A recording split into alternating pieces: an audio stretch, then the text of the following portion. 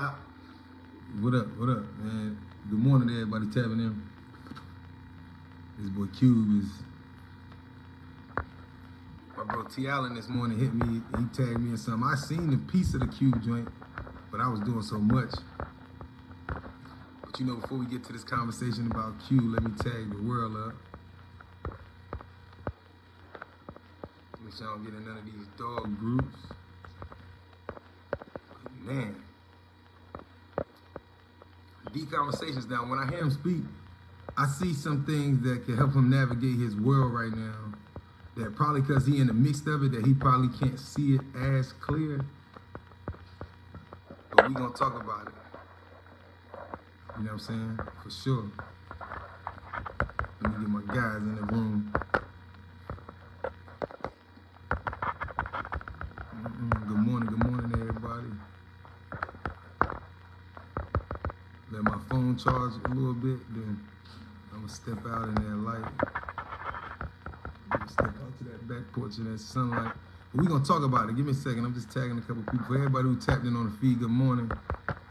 Please share. Cause I was watching this Cube interview on Breakfast Club, and I think he made it's some very important information in here that I wanted to chop it up about. And my bro tagged me this morning. So what up?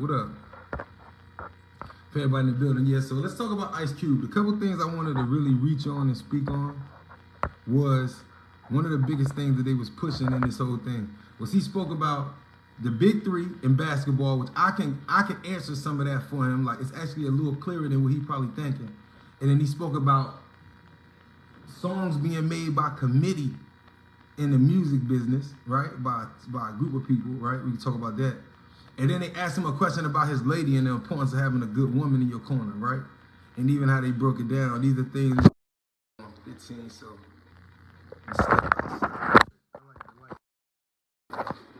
so that's why I go out. Especially when you purple. You feel me? That light hit different. So let's talk about it. So Ice Cube, right? So this is one of the things I noticed early on. The first thing I'm gonna talk about, let's talk about that big three. He is in a way of the NBA. And I think somebody need to tell him the truth. Like, I get what he's saying he not, but he is. And I'm gonna break it down to y'all in a different manner.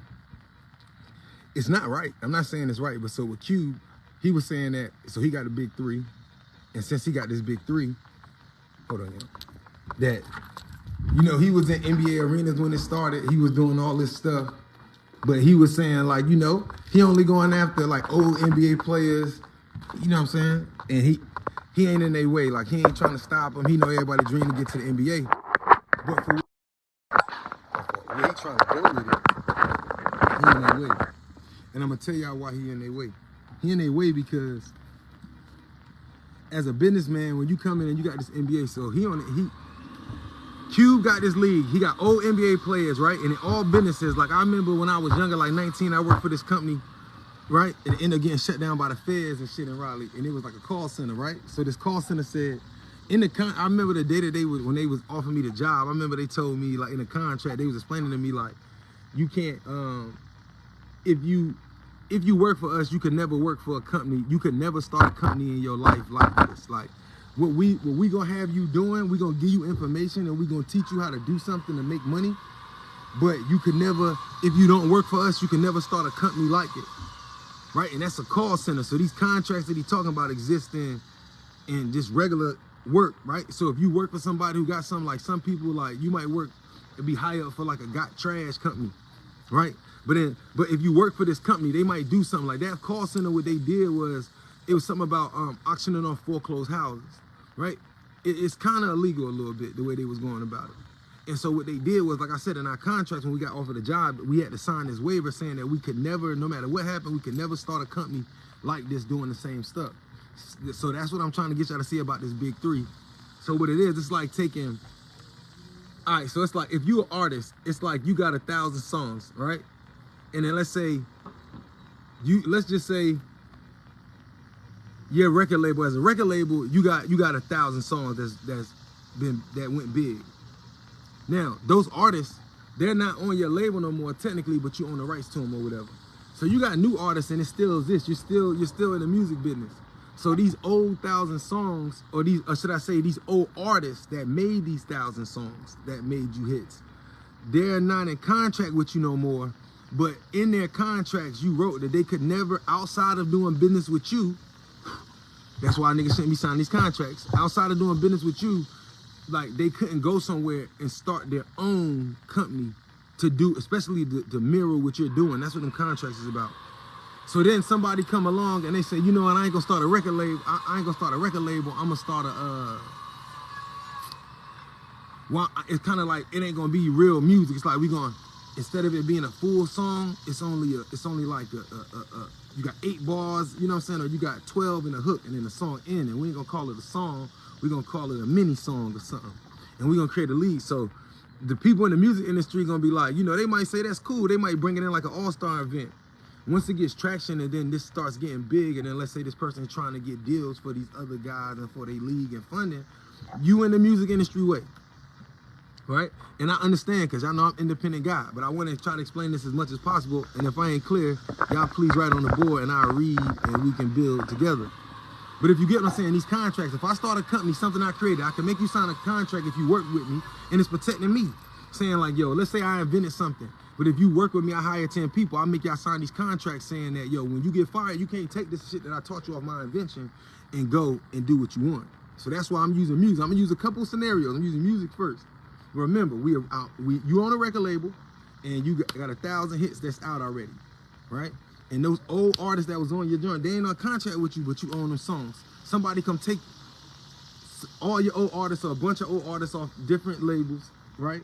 And then they start a new music industry, and they say we're gonna call it mini music, and it's only a verse and a hook. That's all this is, and that's the new format. Right? It's a smaller format, right?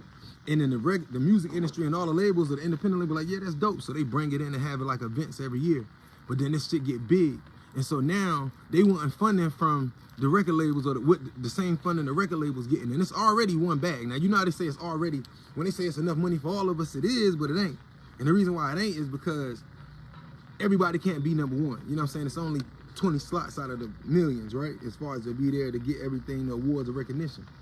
So this other mini music company is now using all of the old artists from the record industry who were like millionaires, billionaires, had the biggest records. And they got them playing in the league, and now they, not a league, they got them like, you know what I'm saying, set up to, and they mini record labels. Right? It was cool at first, but now that you're trying to get big funding, it's only, let's say 10 billion in this shit that we created. And now you coming over here, and it's not that he's wrong, Cube, don't get me wrong, I'm just giving y'all business. Cube coming over here and he's like, well shit, I use the NBA arenas, I'm paying homage. So the NBA like, yeah, but you kind of attached to me. You know what I'm saying? Cube right though, they don't own basketball, they own NBA, right? So, and that's the professional league aspect. So you also got to remember that what else do the NBA got right now? I want to explain to y'all why Cube is right, but he ain't thinking. The NBA got a lot of smaller leagues on their own. They got the NBDL, right? That's the development league. They got the other league, because what's some leagues? Y'all know it's like 4 leagues. The NBA got a couple like development leagues. Then they said the ABA about to bounce back. You know what I'm saying? It's other leagues. Like the NBA is involved in like 3 different developmental leagues. The big 3 would be retired players who they had contract with. So the reason why I'm telling y'all he is in a way and he got to find another way, it's not really that complex. You just got to, don't go about it the way you would go about it. It's like a rapper trying to get funding for his record deal. At this point, Cube should know better, in my opinion, because yeah, he was able to, he always found a way to manipulate or to do his thing and be creative and go get a bag through another lane.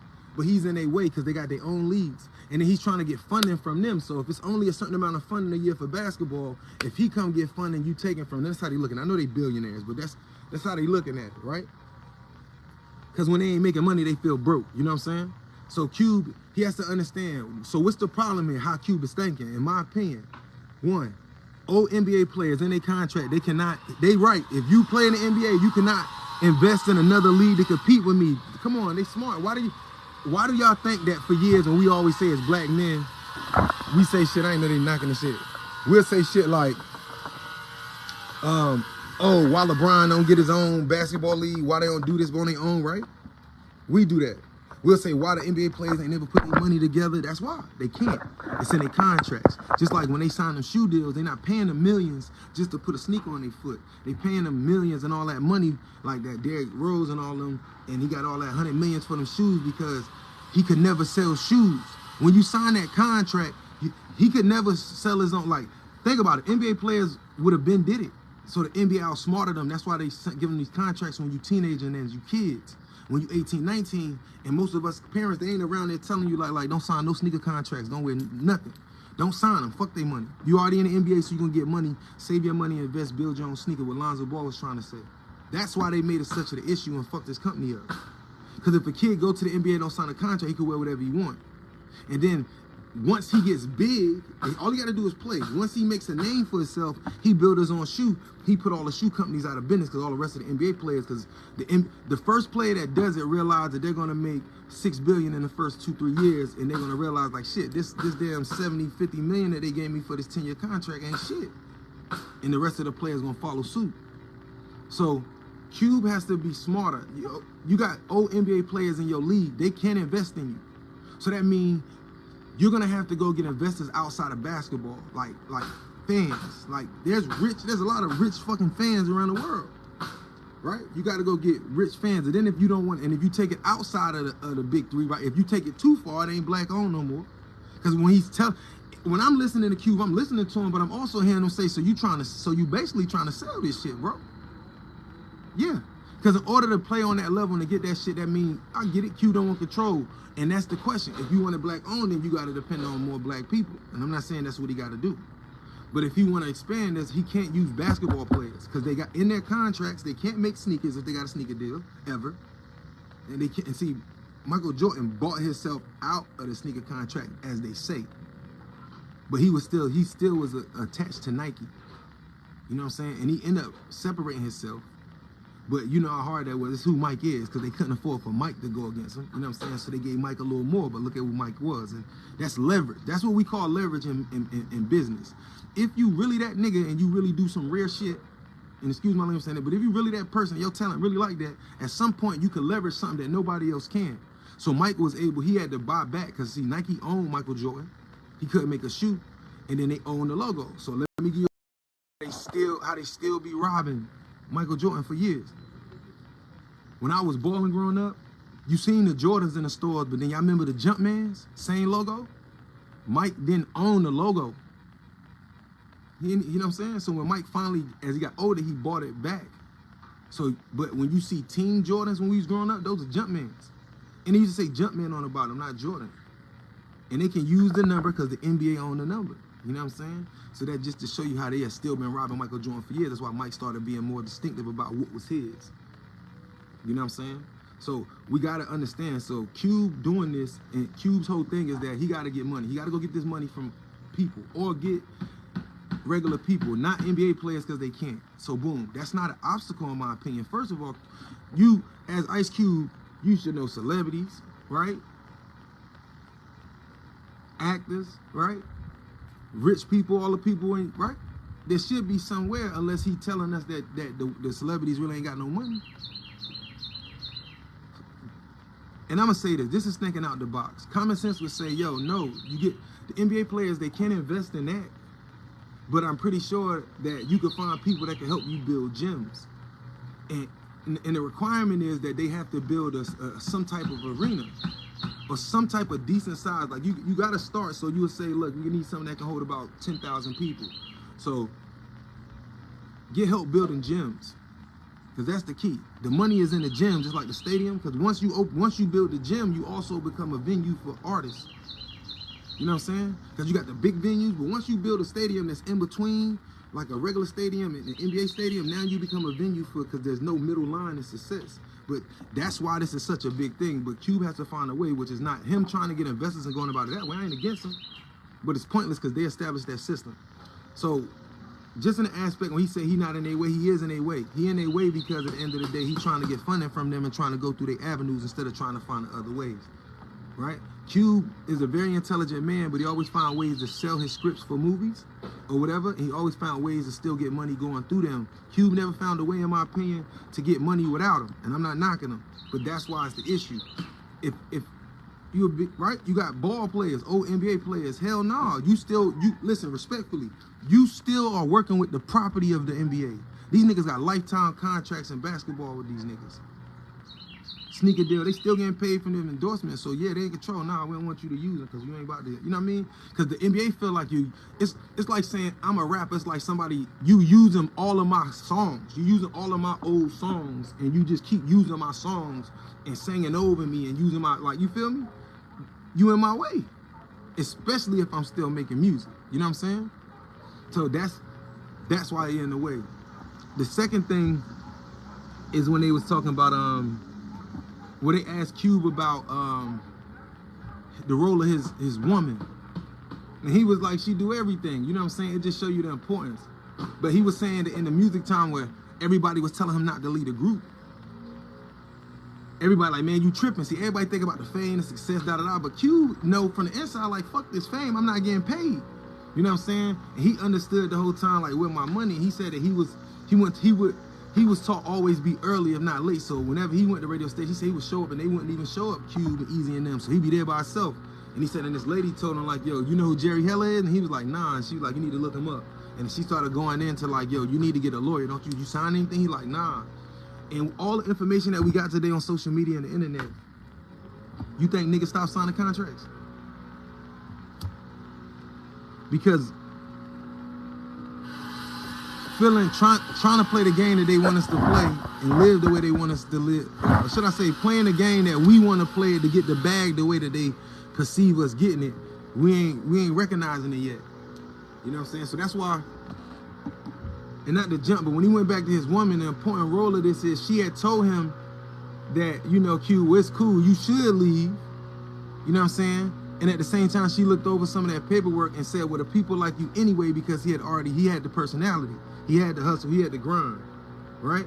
So I just wanted to point out, I love the fact that he brought out the role of his woman, whether his wife or whatever, because the truth is, if you know and you understand, whether that's your wife or good woman you've been with, you're gonna grow as a man if you got a good woman behind you, just vice versa. Your woman gonna grow with a good man behind her because it's a balance, right? And I just leave that on the table for people because what Cube said about, I think that's self-explanatory about his wife. But the last piece that I wanted to speak on before I get off this phone, the last thing I wanted to speak on was when Cube said that it was a committee that's writing these records in the industry. See, I see a lot of artists, young artists coming up today, and I'm talking majority, whether local or global, at the end of the day, I mean, y'all following other people, but y'all following the sound that y'all think will work. That's what we call playing it safe. When you listen to the radio, when I listen to the songs on the radio, the song that's popular, and if I go to a show locally or anywhere, and when I listen to the music, I almost can't tell if I'm still listening to the radio, or if, you know what I mean? It's like, well, am I in, like, you know what I'm saying? Well, we in Raleigh, but or we in this city, and I feel like, okay, so you not from Detroit? You from LA? Yeah, not. But that's what the music sound like because of that. And what he said that all the records that people love, it wasn't one thing. It was a committee of people, and what they do is they break the artist. So you could be a dope artist and you could be dope, but they ain't got time for that because they want to control it. So they gonna tell you when you younger, they be like, yo, yeah. They was like, yo, that shit all right, you know what I'm saying? But we gonna get you some real writers in here. We gonna help you sell some records. So after they keep downing you, eventually you go talk to people about it. People in the industry ain't gonna give you good advice. They gonna set you up. They gonna say, look, man, it was millions. It was looking at all the greats before you, all the ones that made money and was around a long time. They listen, Michael Jackson, we wrote his music. Teddy, you know what I'm saying? You know, Tony Braxton, we wrote her music. You know what I'm saying? Beyonce, we wrote her music. You know what I'm saying? Everybody, rappers too. Very few rap niggas even wrote their own music. You know what I'm saying? To this day. You know what I'm saying? And so they'll say, like, look at all these people that's successful because they listen. So as you go around, at first you're like, nah, ain't nobody writing my raps. But then you go around to all the people bigger than you, and then you go to the big dogs, and they be like, look, bro, it's a business, bro. You know what I'm saying? So after a while, you create this mindset, and they break the artist's mind. And once the artists that they can break their mind, they bring in writers, right? And they're bringing the writers for their hooks. You know what I'm saying? This is how Cardi did it. They didn't even hide it. Cardi's first album that was super big, she had a team of writers with her. You know what I'm saying? That's what's going on. A lot of these girls, they got a team of writers. A lot of these girls, they got men behind them helping them write these records. Now, I'm not saying women can't rap or can't do it, but that's why a lot of this this shit sounds so masculine a little bit, or it's so raunchy. You feel me? And now girls at this point, the women doing it themselves, so I'm not taking it away from them. But I seen a post yesterday, some girl rapper, something Sexy Red, and the girls was mad like I can't relate to her music because I ain't a hoe. I didn't know it was a difference between any of that shit. You know what I'm saying? Because I don't never hear nothing about a girl talk about she want a husband and shit or want to be romantic. I would have thought that the female rappers would have brought like hip hop back, like real, like romantic records, and you know what I'm saying? Like I wouldn't have thought that they would have been thugging. Like the girls thugging and shit. They just thugging in their own way. They got the big bags, the gold teeth. You feel me? That shit crazy. But the committee, so you break the artist's mindset. After you break the artist's mind, just like you break a slave, you bring in a team of writers. This team of writers, and it's a big team. This team of writers, they not just involved with you, they involved with all the big acts. So that's why all of the music has a similar feel and sound to it. You know what I'm saying? Because let's say right now in the last 5 years, it's 8 writers, and they writing for everybody. It's very simple, and these writers are good writers. So these are the guys that's been in the background. So I'll give you an example. Back in the day when TLC was out, you know, they had Babyface, his wife, and the other groups around them. So that's who was writing the music. You know what I'm saying? That's why when we look back on it and I listen, and we know for a fact that somebody wrote Juicy for Biggie, we know that for a fact. You know what I mean? So it's just to show you where hip hop is at. And then, not to jump, but I don't know if y'all been paying attention lately. Did y'all watch the interview by which was the nigga that owned Junior Mafia with Biggie? All is necessary, so you understand the breaking process. And it makes sense with this. Who the one that Jay-Z man stabbed that he took the charge for, was saying that, look, when they had Junior Mafia, Big signed a deal, but he was trying to get more money because he was, you know what I'm saying? And he said that Puff was telling him get off the street, but he like, yo, I need money. So when he was trying to go work out deals with his name through Big, that's when he found out that Puff contract had already fucked him over. He had already took most of the publishing, right? And so, but that's everybody that signed the Puff. That's what was trying to make it clear. The Locks, everybody, right? And so he was telling like, yo, get in the street, let's get out the streets and let's get into this business. And so and him took their money and then started Junior Mafia because their goal was to be as big as Puff, right? And you know the 48 laws of power, never try to outshine your master. And that's what happened. So Big, while they was growing, you got to remember, because I made the point in the interview that while they was at their highest career, that Junior Mafia album sold more records than all the rest of the albums, you feel me? And then, but Vlad was like, yeah, but Biggie was on every song. And was like, yeah. But Biggie but Biggie would get more bread out of this shit. See, when he was working with Puff, he won't get no money. See, this is how the industry work. When y'all see these niggas walking around with deals, y'all be looking at them like that. Yeah, they got it.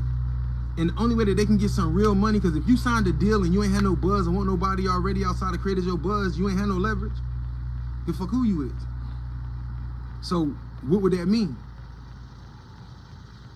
I mean, I'm just asking y'all, what would that mean? Because I know my phone, yo, my shit be tripping. If y'all been writing in my feed, my shit might not even show me sometimes. See? Y'all even show up. But if you ain't got no, if you ain't been outside, you feel me? If you ain't like build your own buzz, you don't got no leverage. So how you gonna pull it off? Said probably release it clear today. Yeah. But you see, now I can see him. I had to go off and come back. That's how much they don't even show me a lot of my comments. I gotta go off and come back. But was just getting back to an main point was that they signed Junior Mafia. You know what I'm saying? And when they signed Junior Mafia, you know, that was Biggie was a boss and was a boss, but that was the way you get back. So if you got a record deal, you fucked. And then what you gotta do is and what they learn once they get in the game and they learn a year to win, like, fuck, the real money going to them, and I kind of got played, all this money being made, and all I got was that money at the beginning, or whatever little bit I'm getting.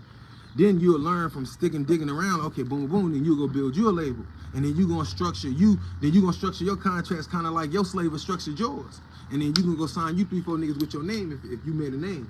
And now you became the new slaver. So now you made your money off of you gonna make your money off of what you do to other artists. And then in a few artists that can get out their feelings and learn the system, they gonna get fucked over, and then they gonna open a record label and they gonna fuck everybody else over. And it's sad to say, but the truth is you can't run this music business if it's not a plantation. I hate to say it. I hate to say that shit. I tell people all the time, you try to be too fair with artists, it's impossible. And it's in respect to the artists, because we emotionally driven. You know what I'm saying? Art to us is a part of us, so it's hard to separate the art from the business. But like Cube said, this shit is called the show business, music business. So it's half music, half business. You know what I'm saying? Like, I know a lot of niggas with dogs, but what's gonna separate you know what I'm saying? So I was just saying that and Puff knew it too. So that's why when we got Junior Mafia, that was big, bringing Junior Mafia with him and letting, you know what I'm saying? That was his shit. And him and should I say, you know what I'm saying? Whereas really was the financing, Big had the talent, you know what I'm saying? You would think that record label, we assumed as kids that the record labels work like that. See, the only reason why the Dream worked with Biggie and Pac and them was because we believed they was rich. See, we don't want to admit it, but we only follow people that we believe is successful. Like a broke man telling you something. That's why I respect Diddy said a broke man can't tell another broke nigga how to get rich. You know what I'm saying? But if the public, like Nip say, why you think they follow me, huh? Because they think I know the way. You ain't listening. He said, because they think I know the way. Not because I know the way. Why you think they follow me, huh? Because they think I know the way. So if I can convince the public to believe, if I market myself the right way, this is about marketing. If I market myself the right way, then whether people that's in the city or out the city, or when people see my commercials or whatever, they're going to look at me in a certain manner that I'm marketing myself as. Who cares what the truth is? Because the people that live around your city, you know what I'm saying, now with social media caught up, but back then without all this shit, you could be that nigga. Nobody ever know. You know what I'm saying? On no 1090 Jakes. But I want to say something else too, though. Another thing about the streets is that when you see niggas that's awful, I'm not surprised, and I'm not just mean to jump, but I'm not surprised about all the snitching in the streets, because I get a lot of inboxes about it. Why? Because what do you expect from the wildest niggas and all these niggas doing all this dirt, but they still roaming around the streets and shit? I figured that shit out a long time ago. That's why I'm still out here with my integrity. So I learned, that's why common sense say don't do shit, do that shit by yourself. If you ain't got no codes, I tell you how my pops and them told me. And I can stop a nigga from snitching on me if I ain't got no codes, because I ain't gonna snitch on my motherfucking self. And today, listen, niggas snitching on themselves, my nigga. I see niggas snitching on themselves. But the number one rule is I ain't gonna snitch on myself, so then I just won't have no codes. Common sense. Simple. You see, I ain't gotta worry about no nigga taking no charge because he ain't right on me. I ain't gotta worry about a nigga doing all this getting run because I ain't right. I ain't gotta worry about getting kicked in the raid because I ain't chilling with niggas. I ain't gotta worry about getting put over by gang unit no more because I ain't chilling with niggas like that. I understand the game. I understand what it is. Niggas be like, bro, I had a nigga hit me like, what side Ty say y'all live on the north? They're like, oh, you be scared of the south. So no, I understand the tension on the south. I understand how police work. As soon as we get to certain sides of town, they certain areas is high crime rate, they say, so they gonna patrol it. They pulling over cars and shit for no reason. Nigga, you go over there, they just stop you. You know what I'm saying? For what reason at my age do I need to be proving to niggas that I'm damn near 40 in a couple years? Nigga, I'm good. But not being afraid to understand that. That's the growth as men. When did it become cool for us not to grow? And this all goes to everything. That's why I say, look at everybody. Master P just sold his catalog for 50 million, or whatever he sold. That's cap. That's what I said. Nobody ever understood what I was saying. I am the only black man in music who's trying to own himself without their help and don't care for their money and really own it. Now, it's a hard road for sure. But if it works, you're a genius, right? There is no such thing as ownership. Rockefeller, all that shit, they're imprints. And like Switch said, when you do the mathematics and a high-level calculus, do you really own anything? They let them feel like they was in control and then snatch their money back from them. Now the young niggas getting some money, but they snatching their lives and putting them in prison, so it ain't even worth it. They giving them all this money, but the money they giving them is really money. They giving them the money, letting them go back to the street so that they can pull out all of the street niggas around them. Wherever you from, yeah, give them that bread. Hip-hop, the hip-hop today is the Fed's best tool to arrest black men. Because when your man's rap, everybody be in the videos with you. That's why I was glad when I was in the streets, niggas was doing that shit. It was a blessing now. My niggas don't be showing up the video shoot. That's why I started getting mad years ago. Like shit, I think that's the best thing in the world. Because we be in jail. You feel me? But understand on a deeper level that with Cube, and let me see my back. On a deeper level with Cube, right? Cube has to just find funding. It's not hard. Like I just make this make sense to me. I'm Ice Cube, and I understand that it take more money than what we think to do something. But even if you just start with, first you start small. You start with like, you got a couple teams. You telling me, I know some people who work jobs who can buy their own fucking jerseys. Nigga, me and my man was about to start an AAU team a few years ago. We can buy jerseys. They're for nothing. LLCing up or whatever you need to do certain things, that ain't shit. But do people really, what's stopping the wealthy, so-called wealthy blacks in Hollywood and successful people from investing? Why can't they invest? Because that's the better question. Investing. You know what I'm saying? So that's what I was saying. I think with Cube, he just got his biggest thing, he's stressing about the wrong things. The only thing Cube need to do is go get them teams. Find a couple people, because once you get a couple on board, everybody else follows suit. And after that, you get the right person on board. You know what I'm saying? Because the issue is that this should tell you that there hardly are any, if any, self-made millionaires or billionaires that were not given their money or financed through or pushed through them. That's why can't nobody invest in shit when shit go left. Because that real independency died in the 60s and 70s. So that's what I tell people. Let people laugh at you. But it's the full-time shit that you got to look forward to. Let people laugh and not understand. You have to do what nobody else willing to do. Build your companies, and just like every other race on this planet, look for a lifetime of pushing this company through. And after you push it through, then get it. But just get funding. Go to the people.